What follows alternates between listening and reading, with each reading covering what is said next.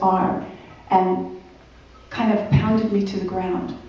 And I was shocked and overwhelmed and hurt. And I had made a whole story about what that experience was about. And it was good for quite a few years of therapy, quite frankly. Quite a few therapies, quite a good thing.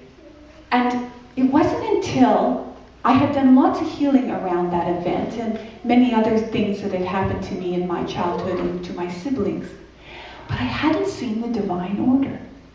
I hadn't seen how that there was some sense of order in this happening, that there was a purposefulness to it.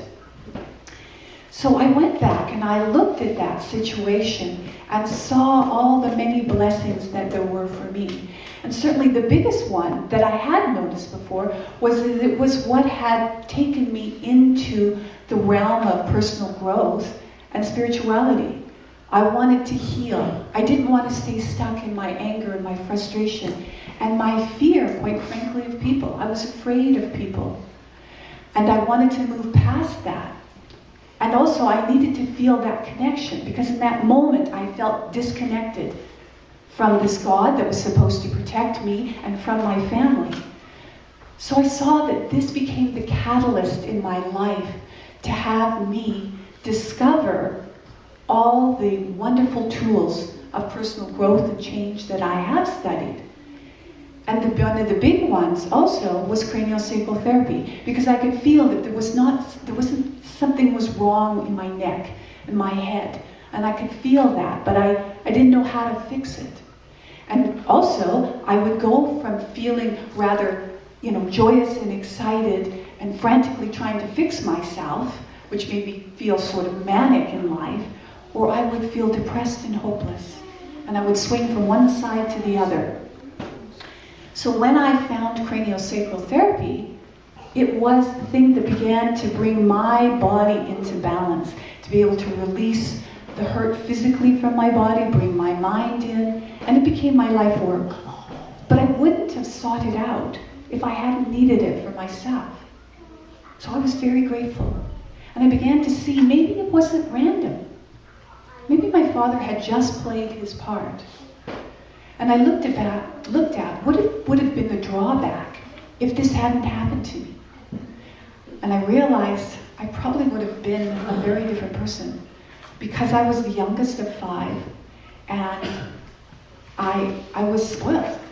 I was very self-indulgent. My mother doted on me, my sisters doted on me, and I think that was a balancing effect, because it kind of snapped me out of my self-indulgence, and I began to be aware of other people and what made people do the things they did. And that became my lifelong quest, and part of looking for the order in my life and helping people see the order in their life. Because a really interesting thing happens. In physics, when a positive charge and a negative charge become exactly equal, they neutralize each other. So now let's take that into the world of the mind. If we take something that was upsetting and it had a negative connotation, or we thought it was full of drawbacks, and then you found the benefits to it, the same thing happens. It just becomes neutral. It becomes a non-charge. And if you actually find enough benefits to it, you can move into the state of what? Gratitude. You can become grateful for the way, however that is playing out. Whether it's something big or small, you can have into that state of gratitude. And I think we've had those kinds of experiences, like, for example, breakups, right? When you break up with someone, especially if they break up with you, it's like, right? You think, but you have to go back into your teenage years, but you remember that pang, and you think, nobody loves me, and it's this and it's that, and all of the story that goes on in your head. And then slowly over time, and sometimes you have friends help you and say, honestly, listen, this guy was this and this, or this woman was this and this. But you begin to realize, I kind of minimize myself around that person. I wasn't really doing what was important to me. I tended not to visit my family as much. I wasn't really spending time, and you come up with all the new benefits now of not being with that person. And don't you slowly bring it into kind of balance? We all have those kinds of experiences. So having that as a tool can be a really useful thing to remember that things do exist in quantum and that you can come up with the other side of it. One of the most profound examples I had of it was of a client of mine. I had known her family and treated her brothers and sisters and cousins and kids. And one day, about 7 years ago, I got a phone call saying that her son had been in a very serious biking accident. He had gone head first off the front of the bike, snapped his neck, and was a paraplegic. And could I come to the hospital and see him? Well, I could hardly speak when I got off the phone.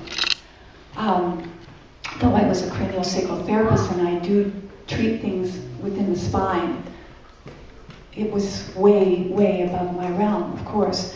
So I went to the hospital, and I remember walking in and seeing this 17-year-old boy in the bed. Oh, feel the emotion coming.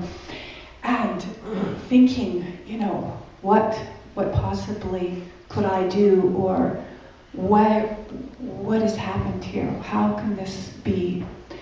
And I spent some time with him and worked with some of the energy, and as I was leaving with his mother, she looked at me and she asked me, how could this have happened? And though I had been on the spiritual path a long time, in those moments it's really hard to come up with an answer. And all I could say to her was that I felt a great love in that room, and that somehow that this was happening for a bigger reason than we could see in that moment. And I left and I got in the car, and quite frankly, I wept on the way home, because I couldn't see the order. I couldn't see. And I thought about my own son. So years passed, and I talked with her at times, saw other members of her family, and she was very preoccupied in his rehabilitation and getting him to try and have a meaningful life. And then I found this work through Dr. DeMartini and had studied it about the fact that there is always a balance between the benefits and the drawbacks. Always a balance. And she phoned me and came for another session. And when she walked in the door, I realized that what she was looking for was still some sort of understanding about this. And I was deeply challenged to think, what was the benefit to her and to her son of this? Well, he began to create a life for himself, and we saw some of the more basic things, and that was how it had changed him. He was a much more compassionate person. He had drawn in lots of people into his life. He had met the woman, his girlfriend, and his deep love had been his physiotherapist. So we started to see some of those things that wouldn't have taken place if he hadn't have had this experience. He'd gotten closer to his brothers and sisters, and we went on. But it wasn't enough to have her feel any kind of shift about this. And she had people at different times say to her things like, particularly right after the accident, someone had mentioned to her that a woman she had met who had lost her daughter, who had actually died in a climbing accident, and came over to my client and had said, I would give anything to have my daughter in a wheelchair, because at least I would have her. But at the time, the grief was too great for my